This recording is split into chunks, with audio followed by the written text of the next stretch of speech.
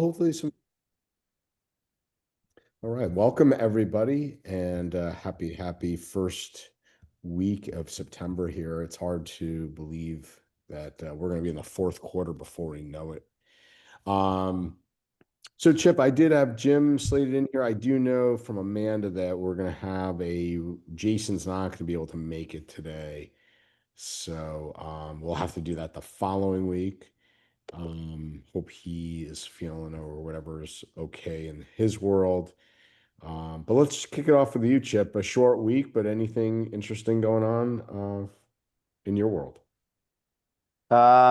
Well, as usual, really moving forward with big changes at Kaseya.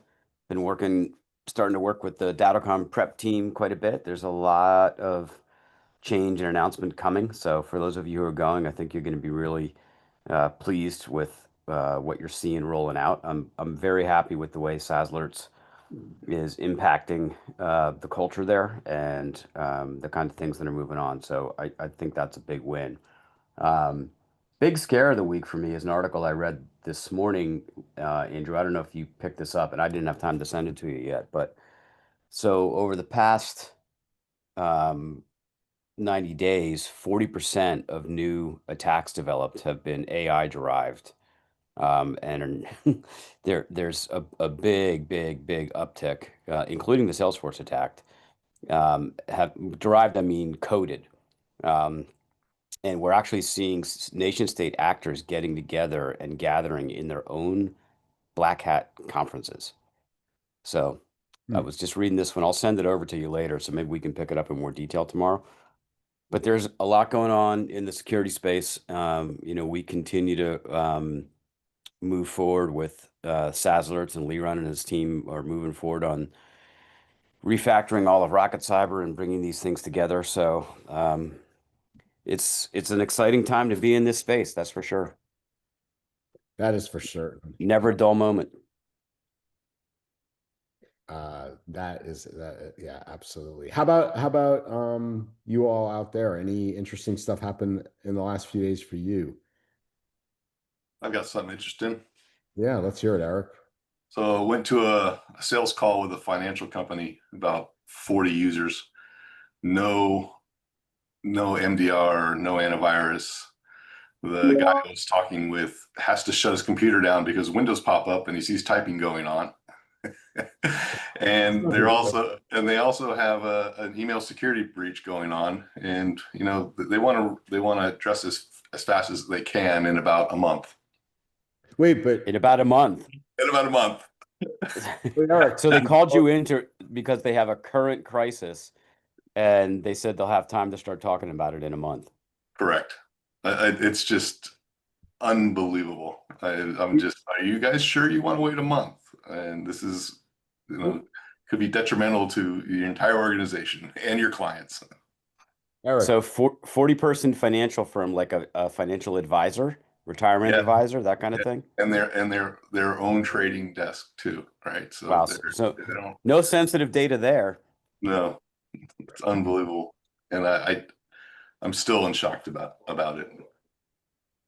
who did you meet with? Um, we met with the guy that's understands that there's a problem and is trying to get their partners to make a decision. So Did you share with them that there's possible legal implications that they know about something and aren't doing something? well, of course. And tonight we're going to they're opening a new location up. So tonight we're going to their ribbon cutting ceremony with the local FBI? chamber. Oh, And so I get to meet the actual partners tonight. So I will reiterate what was said at the meeting the other day. yeah, Wow. interesting. Yeah. So when you say no EDR, I mean, so they're not even letting Defender run locally? Like, do they have any centrally Nothing, controlled resources at all? nothing, nothing. So his solution was he walked into the meeting with his new laptop he just bought at Best Buy. He goes, "I'm going to start using this one now." And are they a 365 or a Google Workspace company, or please don't tell me they're self-hosting still. Sorry, Um, Tina. yeah, I didn't get too much into they're technical because I wanted to talk to them about their business implications. Hey, So Eric, it's better than them buying a used laptop on eBay, at least. Yeah, Chip, I have this meme, like, I'm seeing this meme in my head. Remember Cookie Monster? Like, you shut the lid. It's like what does he think by shutting the laptop, nothing will happen, Eric? It's just amazing. Well, if they are 365, I'd certainly recommend putting SaaS Alerts on for the next 30 days for nothing, because you can do it. And boy, you're probably going to have a ton of stuff pour out for them. But I will discuss that with them and see if that might be an opportunity or not. Wow. It's kind of shocking. I have a long list of local places I'd never let a family member go to. It's just shocking what people cut corners on when nobody's looking. Yeah, I'm just speechless when I heard. Well, actually, I wasn't speechless. I'm just stunned. So how long until you switch firms with your own stuff, Eric? No, I'm not using them. Not using them at all. Wow, that's wild. Well, I don't know if anybody can top that for maybe we need to break wins of the week into 3 segments, Andrew, like wins of the week, most shocking moment of the week, best compromise capture of the week. We need to have subcategories here. I have a shocking moment of the week that you'll like. As you all know, we're trying to reduce our client base, not bring on new clients. And I've been saying no for at least a year now. But we had a client that's a long-time client that owns multiple companies. And we don't do his IT for one of his companies. And they're in a bit of a sticky situation with a shakeup with management and some big changes. And so they asked to bring us on, and I couldn't say no.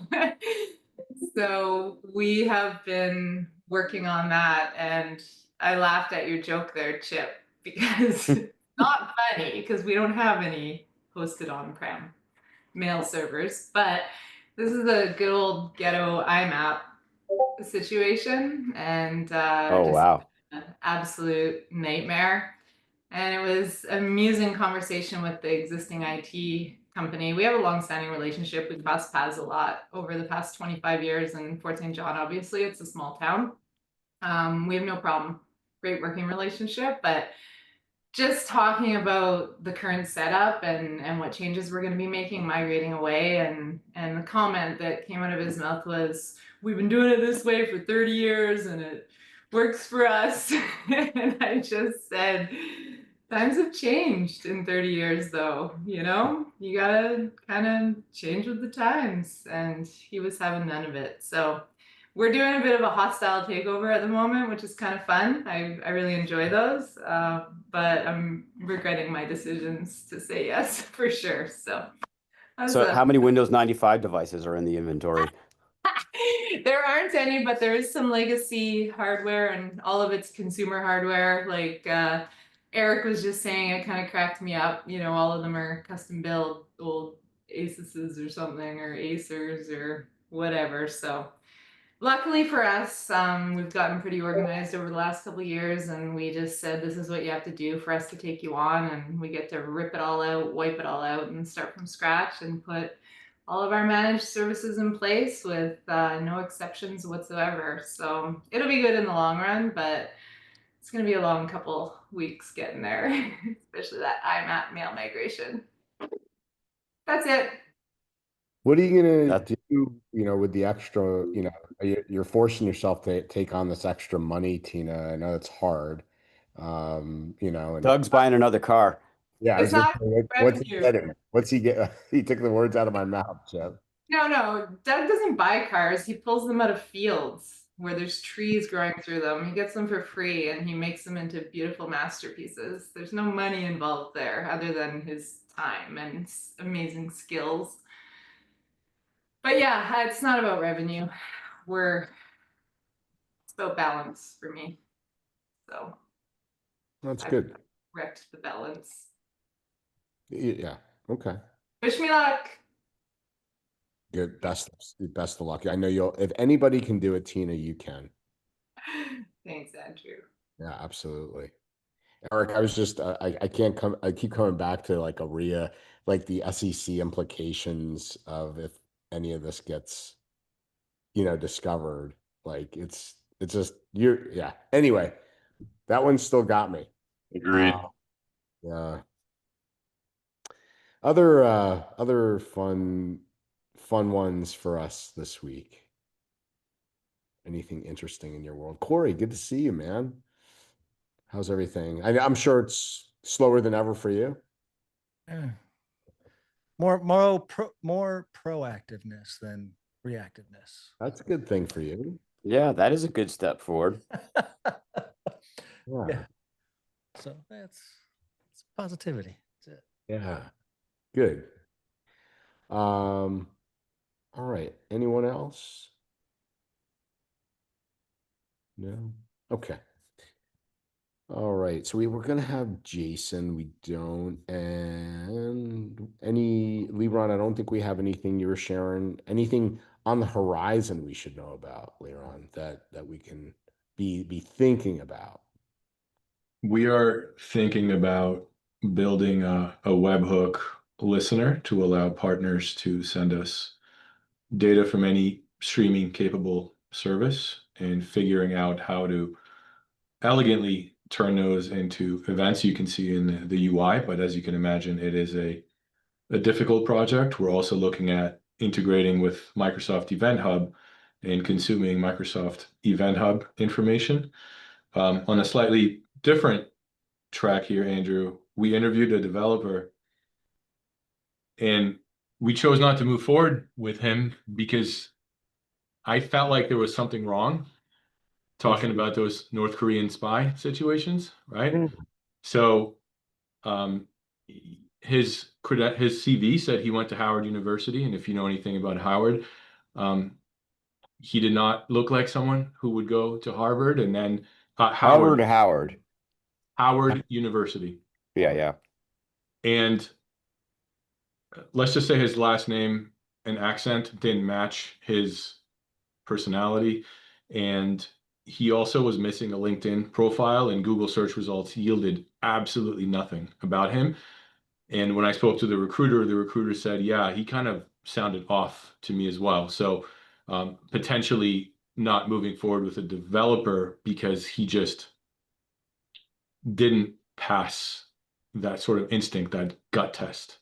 That's awesome. It's really cool that, you're seeing the marriage, right, of your intelligence, right, with, what's happened out there. And would you have done things? Do you think the things that we've seen out there have heightened your awareness, Leron, or has this always been kind of your MO in terms of interviews?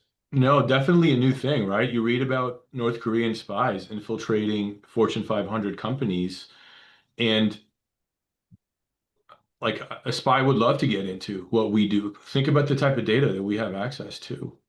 And even now, I was thinking, like, I want to see a picture of this guy in his dorm at Howard, but it's not that difficult nowadays to take a picture with somebody at Howard and just swap the faces out in AI, and here you go, right? Here's me at Howard as well. So it's really difficult and challenging to work with. And I was looking at his face because if you see some of those North Korean interview videos, they look a little blurry. They look a little AI-y and fake, but I'm looking at his face and I'm looking at the pigments on the skin and just doing things that I would never imagine I would be doing ever when doing a job interview. Like, is this a real person? Am I interviewing a spy right now? There's some really cool technology that came out, a company called NetArcs, which has all these different telemetries. I don't want to butcher it, Leron, but I would love for you to talk to them. They've gotten into some really large banks and insurance companies that it can, with all its telemetry, look at a Teams meeting or a Zoom meeting and find deep fakes. So for what it's worth, it'd be interesting if you're interested in talking to them. Yeah. Hot topic right now, Andrew, deepfake detection. You want to So, intro, Chip? Happy to. well, we've been looking very closely at that segment and talked in detail to several of the significant players in that segment. Yep. And I would just say that more likely than not, coming soon to a group of guys you know and love well. Okay. Sounds good. All right. So Andrew, well, since we don't have any direct product stuff here, I actually have a topic I would, sometimes we just want to bring some advanced, Sure. what's the right term? Advanced notice, advanced warning up to this group because they kind of represent a cross section of our whole MSP community. Sure. So some of you may know from prior meetings, SaaS Alerts is currently undergoing CMMC 2 certification on our way to FedRamp. And one of the things that we've noticed is that one of the certification elements that we need for FedRamp and CMMC 2 and 3 is all of our vendors have to be FedRamp certified. And we've discovered we have 2 that are not, and we have not been able to find any replacement for them. So I want to talk that through with the crew here, spend 5 minutes on it, and let you know what we're thinking in order to deal with that. So the vendor that we use for sending email, which most of our partners don't use to get alerts and events, but enough do that there are, a few million emails a month that go through that. And also the SMS carrier, because some people get alerts and events via SMS. Neither of them have any plans to be CMMC2 certified. So we're going to have to not drop them, but work around them. And I'd like to get reactions to folks here who find our pursuit of this next audit standard valuable, number one. And would you take advantage for specific clients if A, we gave you the option to only receive event and alert data from SaaS Alerts either in the UI or through webhooks? Because the other issue that we're still trying to bottom out is none of the PSA systems that are in the MSP ecosystems are CMMC2 certified either. So I don't think that that's our problem. I think that that's their problem, but it may turn out that the only way we can deliver events is via webhook subscription. And, how would folks react to that? And is it something that you're interested in for going after more high profile clients? Corey, definitely looking at you. Literally, you're in the middle of my screen, so I'm looking at you because this is in your wheelhouse, but we have some other folks in here that work in sensitive industries. And I'm curious as to people's thoughts about us changing this up, tightening the restrictions, and giving you the option either in a separate tenant or organization by organization to change that. So I'll open the floor for feedback on that.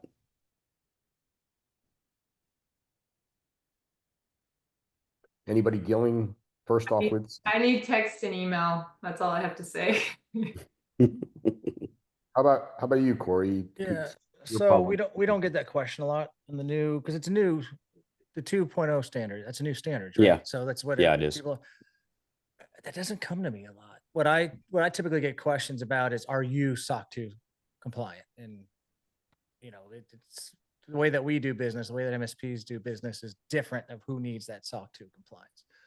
I think the biggest thing I always get in relations to SaaS alerts is around GCC high. Yep. Well, that's part of this. We've got to do this to get to GCC high. Yeah, that's the most common question I get. Yeah. But so far, I don't even need to knock on wood, but I haven't received any questions around the new standards around CMC. Yep. Eric, to your question, yes, we could. There are a couple approaches we could take that. We could stand up a completely separate infrastructure that's only for the collection of CMMC clients. We could conceivably stand up a completely private instance of the entire SaaS Alert stack for a client who wanted that. Obviously, we couldn't charge, at whatever rate we're charging you today. I don't know what that, Eric, what that is, but you're not going to be into the couple bucks a user for that kind of a situation. But on the flip side, you're going to have a FedRamp certified GCC high compliant package to use with SaaS Alerts. So the answer to your question is, yeah, that's one of the things that we consider. Well, that's kind of in line with what our other stack vendors are doing. There's like a $15,000 startup fee, and then the price per user is almost triple, right? Because of the infrastructure that's needed. Yeah. I don't think we need to go quite that far in terms of a startup fee, but definitely there would be a combination of per monitored account fee, the way we run today, and then a platform fee that would really just be a straight pass through. We wouldn't be looking to mark that up. I think even for folks who don't have a specific need, like we don't have work with, say, clients of that sophistication who'd need that right now, but I think it's all the regulations coming, and it's really smart to get ahead of it and be ready for it. And it's also good, the more credentials you have, the better it is for us to basically market that we're working with very secure focused vendors. Yeah, absolutely. I mean, that's certainly part of why we're doing this, and is to help you guys in your go-to-market. Obviously, it helps us in our go-to-market. To Corey's point, we get probably once a month, Liron, would you say? We get somebody that asks the question, can we run SaaS Alerts with a GCC high tenant? Excuse me, with a 365 high tenant. And now Google also has tenancy for federal government and military. So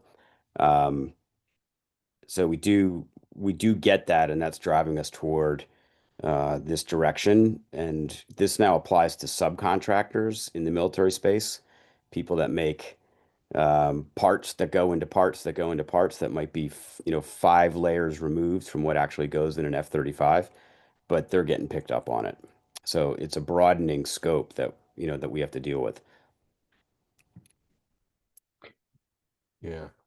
So basically, if you put an instance in a FedRamp facility chip, FedRamp already approved, could that just take care of it, or not? It doesn't, because the way our platform operates today is it uses, in this specific case I brought up, it uses these 2 vendors for some of the communications, and we would have to stop that for, back to Tina. Tina said, all I need is SMS and mail and email, this wouldn't work for Tina. Now, I don't think Tina's looking to host anybody in GCC high or, pull in defense contractors or US defense contractors.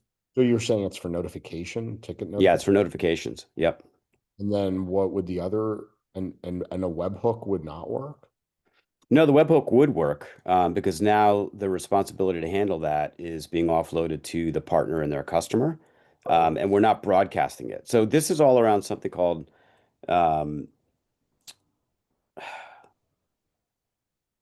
it's unclassified information, but it's confidential unclassified. It's called CUI. So it's confidential confidential unclassified information, which it's akin to GDPR, where GDPR basically says, everything is covered in GDPR. And a business email address, which in the general US standards and most state standards is not considered PII.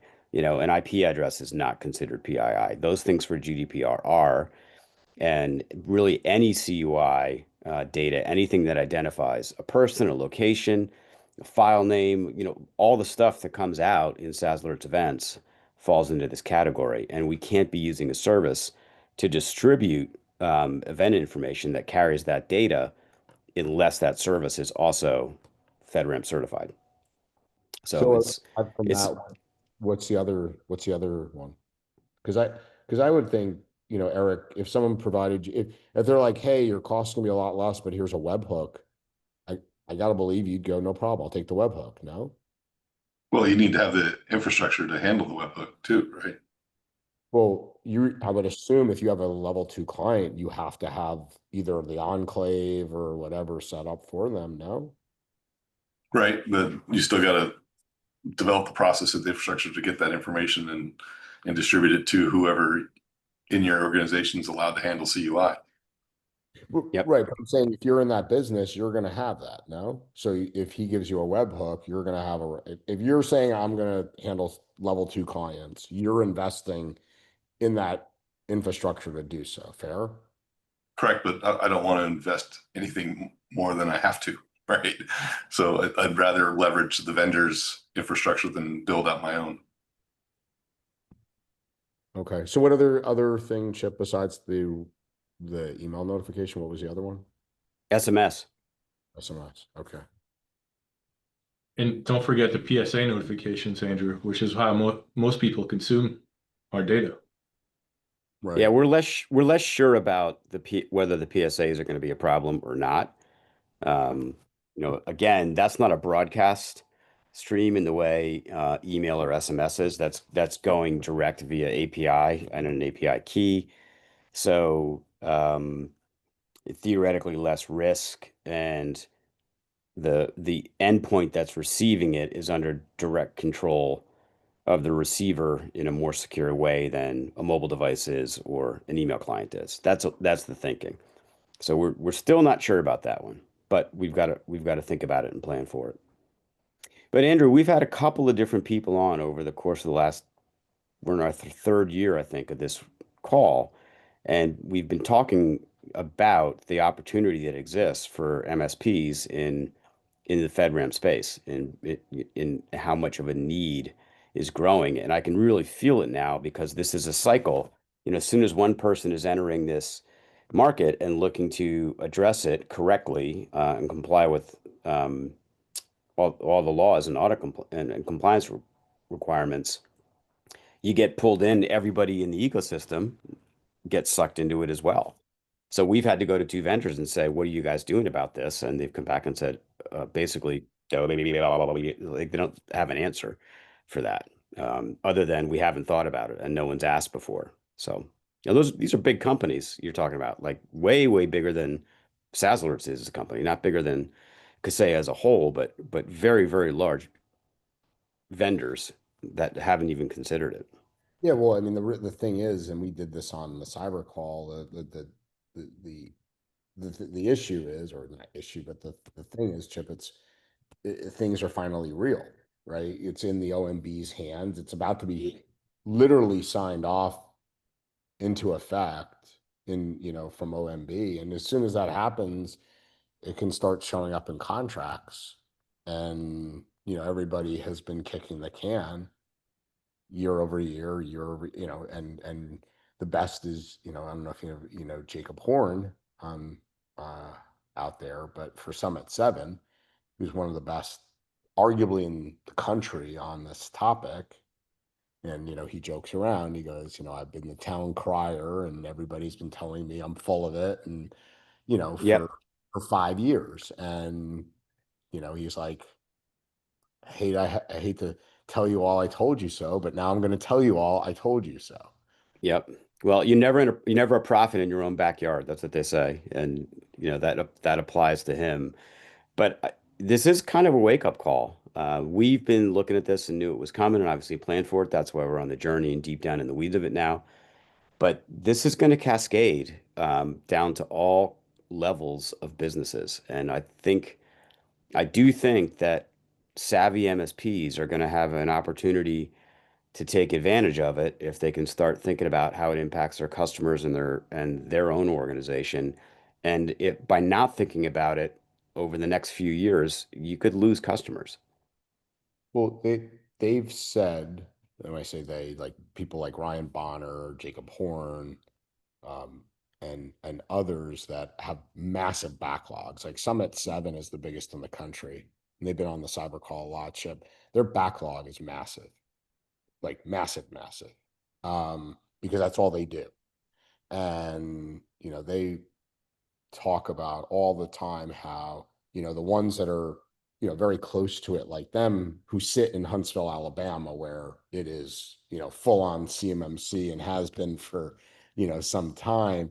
Um, the primes have been sending down communication for at least a year and a half now. When I say the primes, you're talking the Raytheons, the Lockheeds, who are sending, you know, notifications down the supply chain that things are about to get real, get ready. And they're saying that it's not an issue. Like people are saying, oh, it's, you know, we're not going to have enough C3PAOs to certify and this, that, and, you know, the other. Like the issue is there's not enough MSPs to get the customers ready for the C3PAOs to come in and Yep. serve. That's the issue. So I agree with you that for the MSPs that are ready and or are getting ready or are just about there, I think this is a huge opportunity about to unfold in front of us. So, Yeah, couldn't agree more.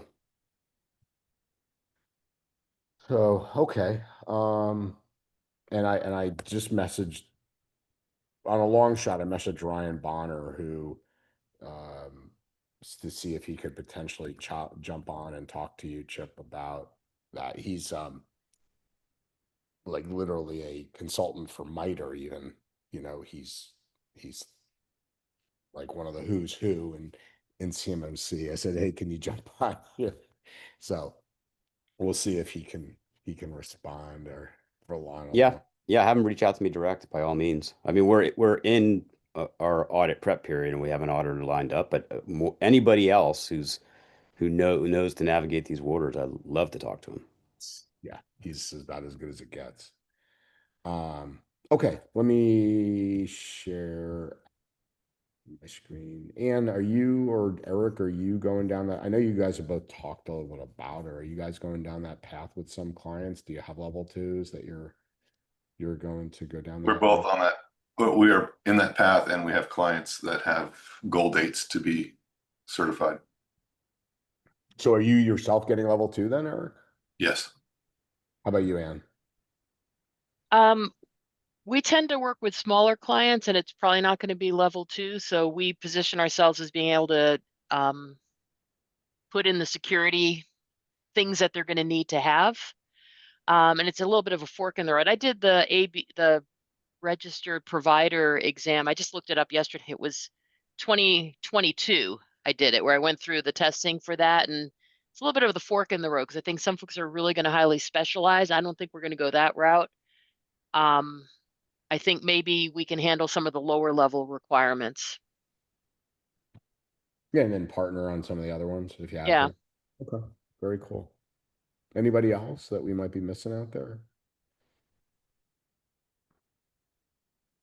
Tina, I know you want more clients, so why don't you do it for the hell of it? Just because you know, why don't you? It's just like a feather in your cap. Because it's so inexpensive. Yeah, it's real reasonable to do. Trade in a car. Sounds like fun. And I want to hear more sometime about how you're in the position to want fewer clients. So that's awesome. We keep it simple. So just a quick update. Keep this in mind. We're gonna have yours truly, Ben Jones, on this 2 p.m. a week from Friday. So I think this is gonna be awesome. Got to start promoting this a little bit, Ben. I sent you an email. Maybe I talked to you offline as well. All right, so Is there a let's. sign up link for that, Andrew?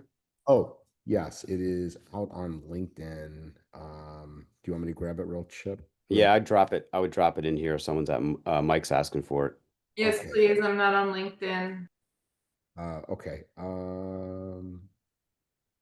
Where is it? And make it so that I don't have to get on LinkedIn to watch it too.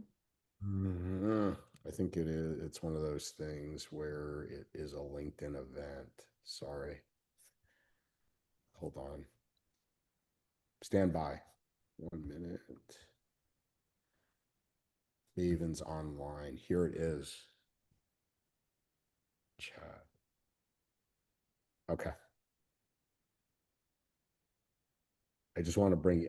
I'm doing it online just to force you on social media, Tina. All right. Okay, so let's talk about phishing of the week here, Chip. This is one. Not sure if you saw this. Let me just put the let me stop sharing this. Let me share my whole screen. This is one. Have you guys seen this one where they're actually their whole goal, Chip? And let me paraphrase this as we look at this together. But it appears their whole goal in this scheme is to bypass tools like SaaS Alerts. And so what they're doing is they're using legitimate, M365 sign-ins. However, they're doing it through a redirect to ADFS. Yep. So your solutions, I'm just going to try to find this real quick, where it even talks about,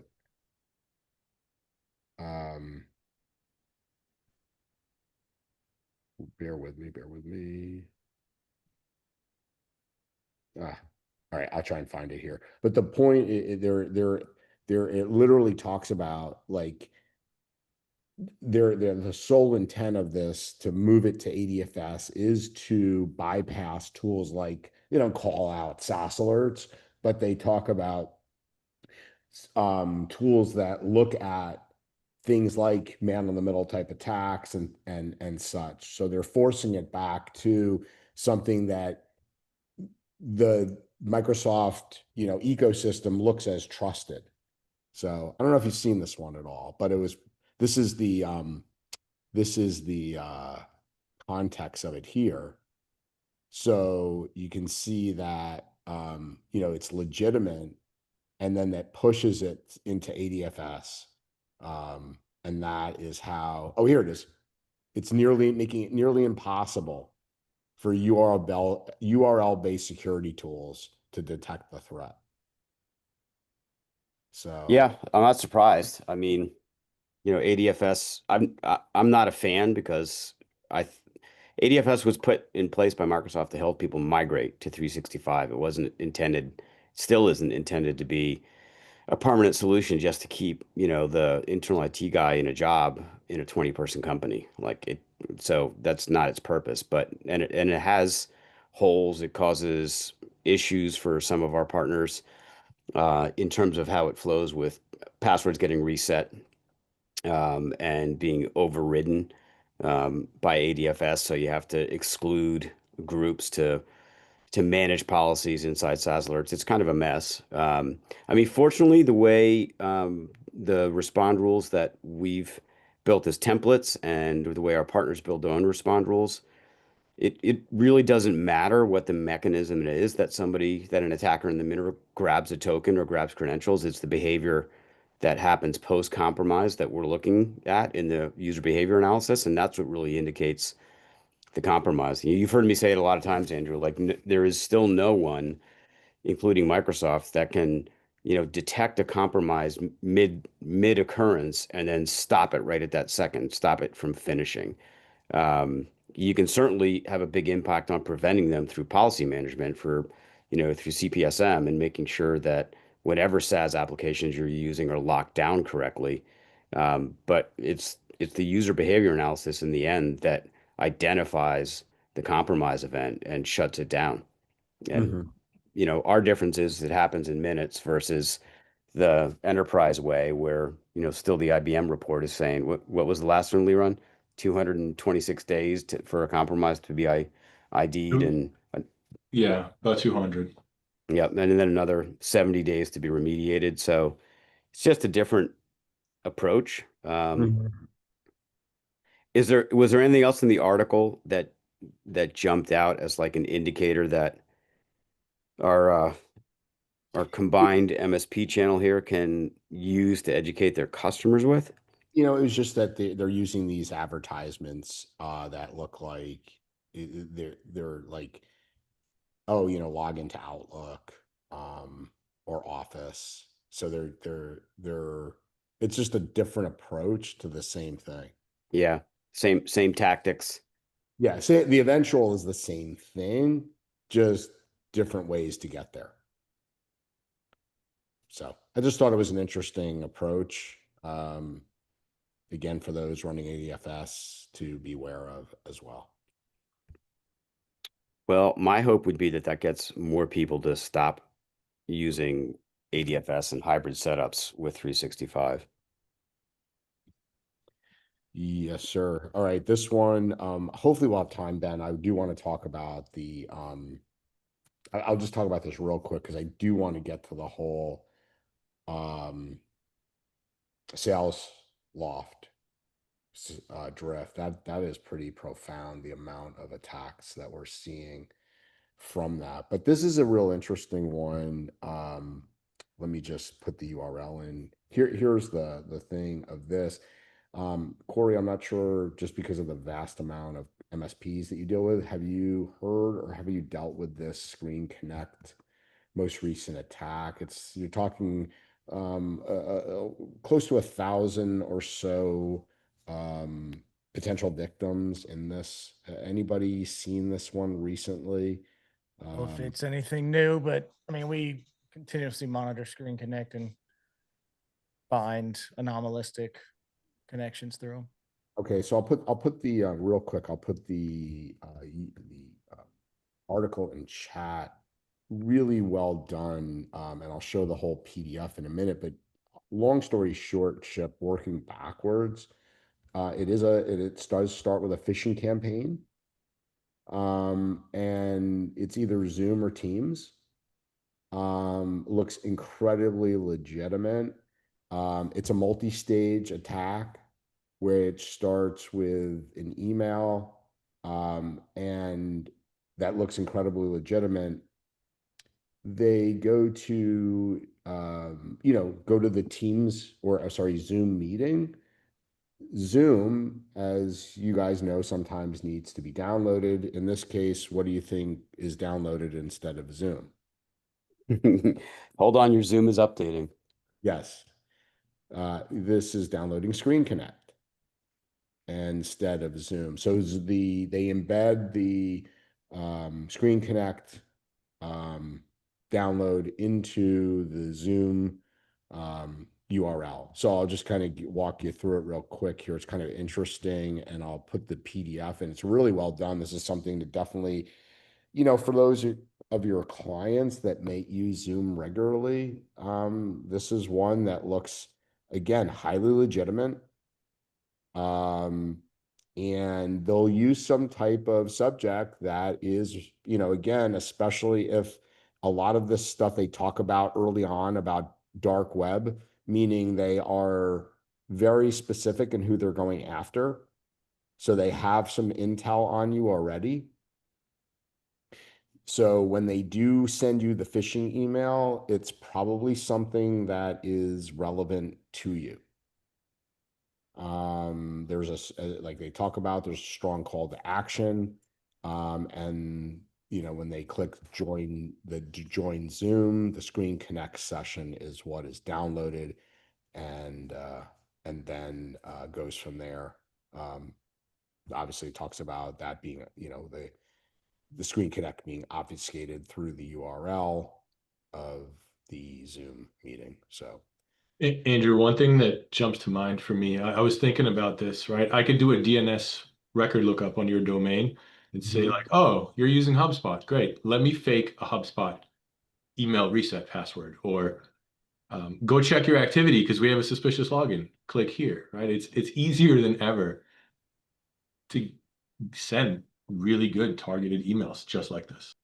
not only that, but Leron, we know firsthand, and we've talked about this right on the SaaS Alerts call. Like, I can go set up a QuickBooks account and send you something from QuickBooks, so it's going to bypass security too.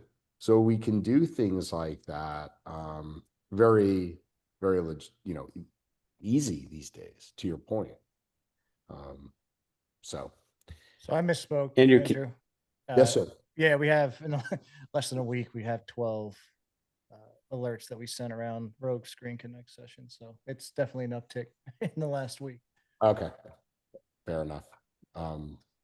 Yeah. So do you guys all have, Chip, I'll let you go, but I'm assuming this is a silly question, but I'll ask it. But do you have out there companies using Zoom? Your clients? Yes, no. We Yeah, have a Joe. handful of Zoom integrations that we monitor. Oh, awesome. Well, that'll be leading right into our next conversation. Chip, I'll let you finish off this one, but Yeah, that'll. the only thing I was going to say, Andrew, is go back to that ordered list of the targets by percentage. Oh, yes. Hold on. Here. Because that jumped out at me. Look at these sectors. I mean, education and religious. Like, what's going on there from a social engineering Chip, they're easy standpoint? targets. Easy targets. That's exactly what I was thinking, Leron. Yeah, Yep. I've often seen churches, religious communities high on the list of attacks, which is sad, but Right. And right. I mean, oftentimes there's a lot of money there, right? I mean, if you think about it, first of all, Chip, if they do have something like a Blackbaud or something like that, you have Oh, yeah. a Donor huge software. the donor list. Often these are very wealthy people, number one. So you have all of that information, as Ann is suggesting, and they often have a lot of money, especially after a weekend, of collections. Their bank accounts go up. They're prime for some type of BEC. And the demographic too, right, is older and less tech savvy, and get your hands on that email list and say, hey, we're doing a new collection for this new building we're putting up. Click Yep. here, get us some Yep. money. Yeah. Or the perfect way I to. think also you have a personality profile there that's more likely to be trusting, Yes. wants to be helpful. It's certainly a generalization, but you can think, if you think about it from, put yourself in the role of a black hat, and you're like, okay, what kind of a personality do I want to find? And where am I most likely to find it? That's what social engineering is all about. Even if they're only correct an extra 5% of the time, it's worth it for them to leap to that generalization. Mm-hmm. Very true. And if you think about, look at how it works its way downward. It's interesting with retail because you're dealing typically with POS systems, Chip, and Hmm. they're impossible to do something with. But when you look at the food chain, if you will, of exfiltration and things of that nature, and these days most POS, the credit card data is in the cloud. It's harder to get at, not impossible, but harder. You definitely see why the pecking order is where it is. Yep. So interesting. So which leads us into, it's funny, Leron, you said about Zoom integrations because it leads us into the sales loft drift. And I guess this was, interesting, Chip, because we talked about the the Salesforce breach recently. Well, we know where this all came from now. And the reason I put Cloudflare here is because they were a victim. Yep. I don't know if you know that or not. I do. But the way in which they write their incident response articles is just they need to give a class on this. In my opinion, every Fortune company out there and all of them, because they do it better than anybody and they don't pull punches.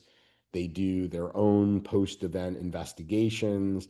They tell everybody, where they messed up, how they messed up, how the threat actor did it. Hey, by the way, like, it's so refreshing in the sense of like things like this, like, hey, we take responsibility. We use Salesforce for our support. And by the way, if you gave us anything, If you opened a ticket, basically, if you had a yeah, ticket open with Cloudflare, then your data is at risk and you've got to jump in and change everything that you use to connect to Cloudflare. yeah. I mean, it's just, I wish we saw more of this with some of the other ones we've talked about recently. I just think it would have been good for the channel to see that kind of transparency. They talk about how they did their own post-event analysis, and they're like, hey, we found out, we had 104 Cloudflare API tokens that, we, although had no, didn't see, suspicious activity. I believe they went and reset them all, and, they were just really transparent about everything. It was really refreshing to see this. It's here. But it is literally, I think, Chip, the textbook of how to talk about an incident. Again. Yeah, I agree. I mean, these companies that do it well, Andrew, the comparison that comes to mind for me is they handle it like a car recall. You've got the tiny little thing that could go wrong in 1% of vehicles, and they're gonna send a letter out to everybody to take it in the dealer and get it fixed for free. And it's that same psychology that Cloudflare uses and others we've called out that do the communication piece well, rather than trying to sort of obfuscate what's going on and pretend there's not an issue and hope for the best that nothing bad happens to any of their customers. Yep. So Ben, you and maybe Leron can talk a little about this, because Ben, you sent me the Google Threat Intel article. And, this is something that, again, we talk a lot about M365, but they call out here, first off, Salesforce shut down SalesLoft's integration on their ecosystem until further notice, until they're 100%. This article and the articles do call out that this trust we have with OAuth and, the inherent danger, quote unquote, when a threat actor does get involved. I don't know, Leron, can you maybe give some thought on that? And, because you talked about hey, we monitor our Zoom integrations. Are they OAuth? And what do we need to be thinking about here as MSPs? Because this is predominantly how, we see cloud to cloud and services done for authentication. To me, it always goes back to the fundamentals, and the fundamentals are authentication success and where's the IP telling us where you've logged in. That's always where I would start, right? So if I know Andrew's in Tampa and I see a login somewhere he shouldn't be, that's where I start. Got it. Yeah, I'd add into it that where possible, partners should be leveraging both Entra ID and Intune and bring the device information into that as well.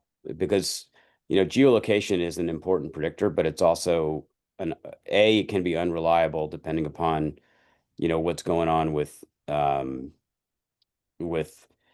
big providers swapping around big chunks of IP addresses and who owns what and where it is. That data is not always fresh. Number two, as we all know, it's easy to use a VPN and present yourself from anywhere. So that, I think it's an important component of it, but having actual expected device data associated with every user who's being monitored and who you're tracking for security purposes, and is obviously using OAuth to get into all kinds of stuff, because, that's the easy on-ramp, right? Just use your Microsoft 365 or Google credentials to log into every other business application out there. And of course, we'll go back to my personal favorite, FIDO keys. Yes, sir. Yep. Ben, any closing comments as you looked at the Google Intel?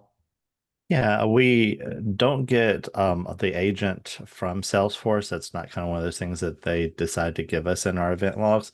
But it was very easy to create based off their IOCs, just a really quick either responder or IOC in our system that just monitors for those IP addresses. And looking back about, I'd say 30 days, we've seen about 8 results across people that use Salesforce, which I don't know, like if there's a ton of people that are using Salesforce, but for those people that are, it's exactly what that article said. It's coming from those IP addresses, the top 2 from Amazon and DigitalOcean. So we do see it and we can detect it, and we see it as authentication success. Like I said, Amanda and I created an IOC today, and we're going to get it to the community template library very soon. Ben, just in closing, what about HubSpot? And I know it's a broad, like a broad statement question. Like MSPs, a lot more MSPs are using HubSpot than Salesforce, and we haven't seen an attack, quote unquote, on them through a third party. But you know, knowing this is kind of a thing now, you could foresee that that could be a next attempt, right? Or because of their large customer base. Yeah. Well, I just remember, like any website can have its token intercepted through programs like Evil Jinx. It's just a matter of, do I want to take the time to craft the YAML file that will pull that information and intercept it. So something to keep in mind. You should be monitoring as much as you can. Yeah. Okay. All right, another Thursday behind us. Any closing thoughts here, Mr. Chip, before we let everyone around? No, whenever we go into a call, we have unedited changes to the agenda, Andrew. We always seem to get into some good topics, so I kind of like it when we stumble in a place we can wander around. I appreciated everybody's feedback on the CMMC stuff, and I'd reiterate that, I know Ann and Eric are heading down that path. I'd really recommend others start at least digging into it a little bit, because I think it's going to flow downhill really fast. You don't have to be CMMC certified yourself, but you can certainly be prepared to get your customer where they need to be if one of their customers says, "Hey, you're our vendor and we don't want to lose you, but you guys have got to step up." Yep. Good. All right, everybody, have a fantastic one. We'll look forward to seeing you next week. Take care, all. Stay safe, guys. Bye, everyone.